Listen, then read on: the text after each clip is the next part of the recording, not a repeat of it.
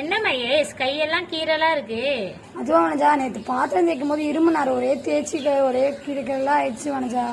அட லூசு, இரு நான் உனக்கு ஒரு ஐடியா சொல்றேன். சொல்லு வனஜா. இதுக்கு தேவையான பொருள் என்னென்னு பாத்தீங்கன்னா இரும்பு நாறு, பூ கட்டுற நூல், ஒரு வாட்டர் பாட்டில் இந்த மாதிரி பாதியா எடுத்து வச்சுக்கோங்க. எதுக்கு வனஜா வாட்டர் பாட்டில்?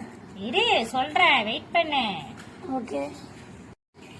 இந்த மாதிரி நார்ல சென்டர்ல நூலை விட்டுக்கோங்க.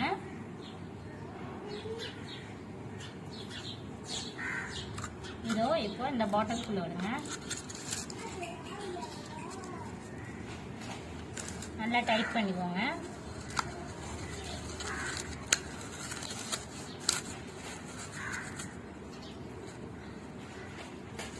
இது இப்போ டைட்டா பாட்டில் மூடி வச்சு டைட் பண்ணிடுங்க. எக்ஸ்ட்ரா இருக்கிற நூலை சிசரில் கட் பண்ணிக்கோங்க. இப்போ பார்த்தீங்கன்னா இதை வந்து டைட்டாக ஒரு நாட் போட்டுக்கோங்க.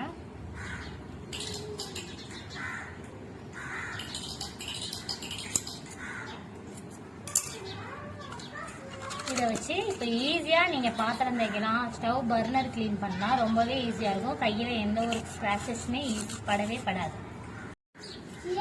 மகேஷ், இதை நல்லா பர்னர் தேய்க்கலாம், பாத்திரம் தேய்க்கலாம். தேய்ச்சிட்டு இதை நல்லா ஒரு ஹேங்கர்ல மாட்டியும் வச்சிடலாம்.